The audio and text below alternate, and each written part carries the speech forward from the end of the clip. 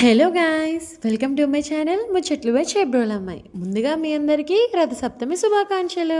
మాఘమాసంలో వచ్చి ఈ రథసప్తమికి ప్రత్యేక విశిష్టత ఉంటుంది. అందులోనూ ఈ సంవత్సరం ఆదివారం రావడంతో ఇంకాస్త ఫలితాలు ఎక్కువే ఉంటున్నాయన్నారు మన పురోహితులు. రథం ముగ్గు వేయడం, దాయిలు పేర్చడం, మా ఇంట్లో రథసప్తమి ఎలా చేసుకున్నామో చూడండి. రథసప్తమి అంటే ఏంటో తెలియని వాళ్ళు ఎలా చేసుకోవాలో ఈ వీడియో లాస్ట్ వరకు చూస్తే మీకు క్లారిటీ వస్తుంది. అదే చేసుకునే వాళ్ళైతే నేను ఎక్కడైనా ఏదైనా మిస్టేక్ చేశానేమో చూసి కామెంట్స్ చేయండి.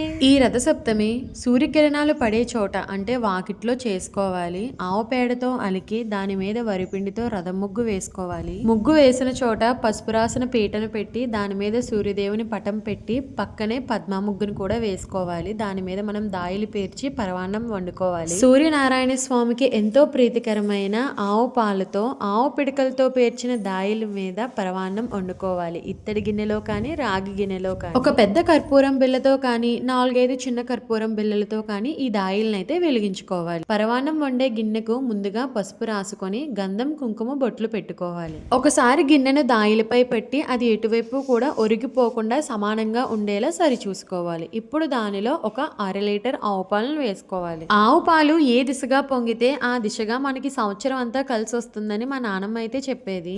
స్వామివారికి అలంకరణ చేసేటప్పుడు ఎర్రటి పుష్పాలు ఉండే విధంగా చూసుకోండి. ఎందుకంటే సూర్యనారాయణ స్వామికి ఎర్రటి పుష్పాలన్న ఎర్రటి వస్త్రం అన్న చాలా ఇష్టం. అతి ముఖ్యమైన చిక్కుడు రథాన్ని కూడా చాలా సులువుగా కట్టేయచ్చు. మొత్తం 7 చిక్కుడు కాయలతో అయితే ఈ రథాన్ని కట్టాలి. ఇలా రథం కట్టేలోపు మా పాలైతే పొంగినాయి అనమాట. పొంగిన తర్వాత దాని మీద పెట్టిన ప్లేట్ని అయితే తీసి గుప్పెడతో బియ్యం తీసుకొని బొటనవేలు పైకి ఉంచి 3 సార్లు అయితే బియ్యం వేయాలి. ఇంట్లో ఉన్న వాళ్ళందరూ కూడా పాలల్లో బియ్యం కొద్ది కొద్దిగా వేసుకోవచ్చు. ఏ పూజ చేసేటప్పుడైనా సరే ముందుగా పసుపు వినాయకుడిని చేసుకోవడం మన సాంప్రదాయం.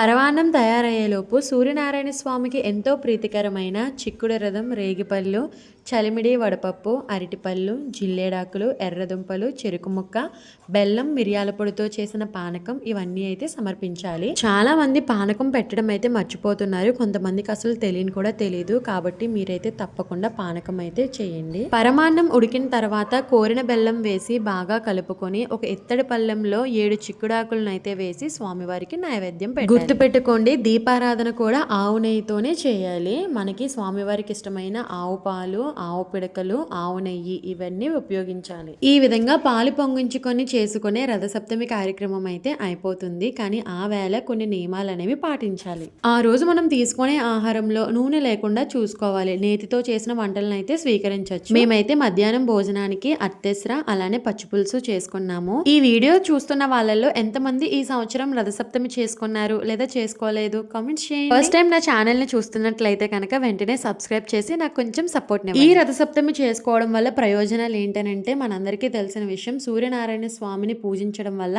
అనారోగ్యాలు తొలగి ఆరోగ్యాలు అభివృద్ధి అవుతాయని, అదేవిధంగా సంతానం కూడా కలుగుతుందని. సో అందుకే ఎవ్రీ ఇయర్కి ఒకసారి వచ్చే ఈ రథసప్తమిని అయితే ఎవ్వరూ మిస్ అవ్వకుండా చేసుకోండి. చాలా మంది పరవాన్నం స్టవ్ మీద చేసేయచ్చు కదా అని అంటారండి. కానీ అది అంతవరకు కరెక్ట్ కాదు. తప్పని పరిస్థితుల్లో చేసుకోవచ్చేమో కానీ మనకి కుదిరినంత వరకు ఇలా ఆవు పిడకలతో కానీ ఏరి పిడకలతో కానీ దాయిలు వేసుకొని ఇలా వండితేనే చాలా వరకు మంచిది. మన దగ్గరలో శ్రీకాకుళం జిల్లాలో అరసవెల్లి టెంపుల్ ఉంది కదండి, సూర్యనారాయణ స్వామి టెంపుల్. మీరు ఎవరైనా విజిట్ చేశారా? నేనైతే ఒక 6 months బ్యాక్ వెళ్ళాను. టెంపుల్ అయితే చాలా బాగుంటుంది. సండే అయితే అస్సలు ఖాళీ ఉండదు. మీరు ఎవరైనా వెళ్ళాలనుకుంటే కనుక కూడా వెళ్ళండి. చాలా అంటే చాలా బాగుంటుంది. ఈ పచ్చి పులుసును అయితే కొద్దిగా బెల్లం నేనైతే కొంచెమే వేశాను. ఎందుకంటే నాకు స్వీట్ అంతగా నచ్చదు అని చెప్పి కొద్దిగా బెల్లం, ఒక 2 అరటిపళ్ళు, కాల్చిన వంకాయలు, అలానే పచ్చిమిర్చి, కొద్దిగా జీలకర్ర పొడి, అలానే నానబెట్టిన చింతపండు రసం ఇవన్నిటిని కూడా ఒకటి కింద వేసుకొని స్మాష్ చేసుకుంటూ వెజిటేబుల్స్ని నెక్స్ట్ ఇవన్నీ వేసుకొని మంచిగా కలుపుకొని రుచికి తగ్గ సాల్ట్ వేసుకుంటే అంతే. నాకైతే అట్టేసరిలో నెయ్యి వేసుకొని బెల్లం ముక్క నంచుకు తినడం అంటే చాలా ఇష్టం. మీలో ఎవరైనా అలాంటి వాళ్ళు ఉంటే కనుక నాకు లైక్ చేసి కామెంట్ చేయండి. సో ఫస్ట్ అరిటాకులో కొద్దిగా వేడిగా అన్నం పెట్టుకొని నెయ్యి వేసుకొని తిన్న తర్వాత పచ్చి పులుసు, లాస్ట్లో పెరుగుతో అయితే ఎండ్ చేసేసాము. ఇలా మా ఇంట్లో రథసప్తమి అయితే చాలా బాగా జరిగింది. మీ ఇంట్లో ఎలా జరిగింది కామెంట్ చేసేయండి. నా ఛానల్ని ఫస్ట్ టైం చూస్తున్నట్లయితే సబ్స్క్రైబ్ చేసుకోండి.